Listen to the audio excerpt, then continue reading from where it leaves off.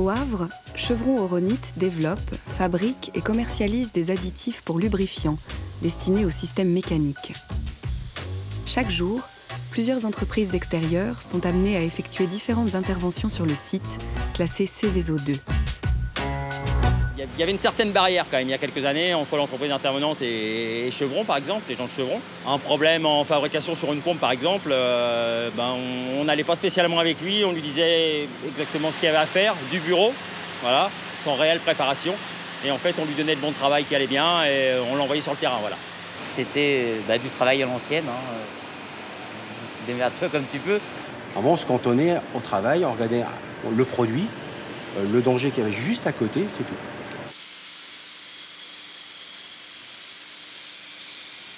Pourquoi on s'est lancé dans cette formation ? On avait un besoin. Le besoin, c'était d'augmenter la qualité de nos plans de prévention, les analyses de risque à l'intérieur de nos plans de prévention, qui n'étaient pas à un niveau suffisant. Et aussi de mettre les analyses de risque au cœur des autorisations de travail, qui étaient à l'époque insuffisants. On n'était pas bon chez nous et on ne savait pas réclamer l'information nécessaire auprès des entreprises.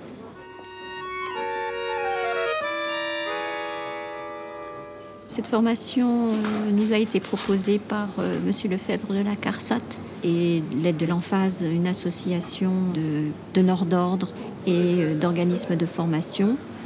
Ce que nous aimerions provoquer chez les participants, c'est qu'il y ait une prise de conscience commune des attentes des uns et des autres pour qu'une opération, qu'un travail, qu'un chantier se déroule en toute sécurité pour les uns et les autres, c'est-à-dire le personnel qui intervient, qui effectue les travaux et aussi le personnel de notre entreprise qui travaille dans l'environnement proche de ces travaux.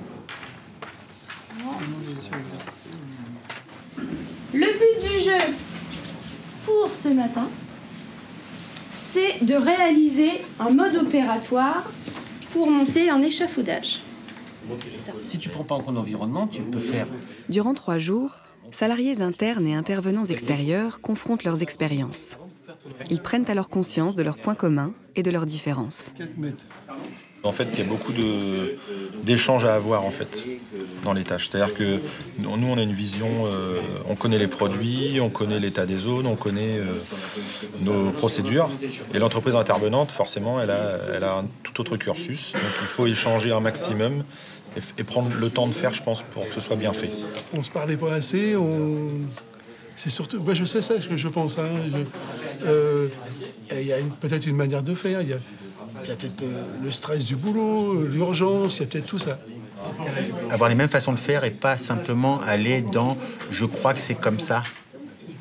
De vraiment être sur des choses précises et des choses précises que tout le monde comprend, à la fois la société intervenante et à la fois le client. L'idée, je pense que c'est d'arriver au même endroit ensemble, pas chacun de son côté. Il faut vraiment être... En fait, faut que ce soit un travail d'équipe, quoi. C'est le but. Les gens de Chevron, là, qui connaissent bien la zone. Qu'est-ce qu'il vous faut pour travailler sur cette zone? Détecteur H2S. Détecteur H2S.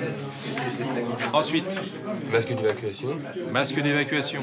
Masque de fuite, oui. Par groupe, en fait, on échange. Donc chacun fonction de sa personnalité et puis de son métier, l'échange fait qu'à un moment donné, on arrive à construire quelque chose.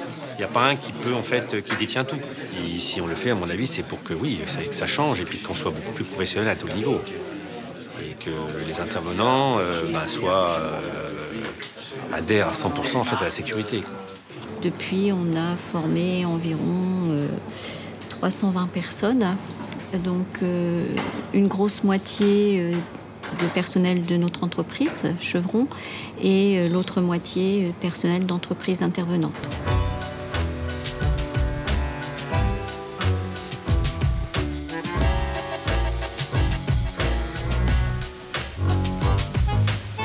Alors, cette formation nous a appris à mieux gérer et mieux appréhender certaines interventions, même les plus basiques, que ce soit les plus basiques ou les plus critiques, d'un point de vue humain déjà, par rapport à mieux appréhender la sécurité. Enfin, ça nous a permis d'ouvrir un petit peu mieux les yeux. à enlever nos œillères à peu près. Ce qui est ressorti de la formation, déjà on a mis un préparateur en place. On s'est rendu compte que de préparer et d'être avec les gens vraiment en direct, tous les jours pour préparer les interventions, il n'y a pas photo, ça marche beaucoup mieux. Il y a des choses qu'on n'osait pas dire aux clients. Maintenant, on le dit. Et on s'arrange, on trouve les solutions, on trouve le temps surtout. Et on écrit tout sur papier. Ce qui ressort encore de la formation, puisque moi ça m'arrive sans problème, même si c'est d'arrêter un chantier. D'arrêter un chantier parce que les collègues de la mécanique, même si, la preuve, regardez, je dis collègues maintenant, alors que c'est des gens d'un contrat extérieur, mais voilà, on va pas hésiter à les arrêter, même ne serait-ce que 5 minutes pour leur dire allez, on se pose, on arrête, là, ça va pas. Là. Voilà. On a vu aussi la courbe du nombre d'incidents qui a vraiment qui s'est infléchi, et aussi le nombre d'accidents avec arrêt, et surtout la gravité. Je pense que c'est possible de développer cette formation même dans des entreprises plus petites, évidemment avec l'aide de la CARSAT, à partir du moment où on en a envie.